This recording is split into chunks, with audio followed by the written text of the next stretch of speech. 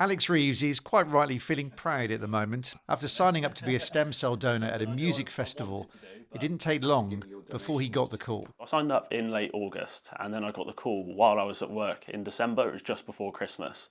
Completely shocked me, to be honest. I will admit I completely forgot that I'd signed up. Alex and his friends had given a simple mouth swab, which ended up on the DKMS register of over 12 million donors around the world. And it came up with that match. What do you know about the patient who had your stem cell donation? I know that she's under 20 years old.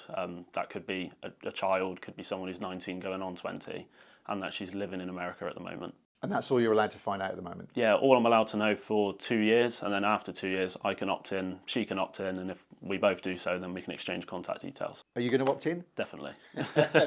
90% of donations are taken using a procedure similar to giving blood, but due to the patient's needs in this case, Alex was one of the 10% who had to have bone marrow extracted from his pelvis under general anaesthetic.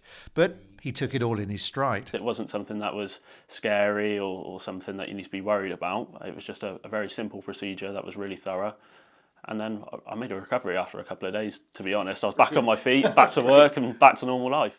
Due to Alex's dual heritage, it was more likely he would be called for a donation because donors from ethnic minority groups are underrepresented on the DKMS register. People from those communities who might have blood cancer or blood disorder are having to face longer waits to find their stem cell match because there aren't enough people from those communities on the register.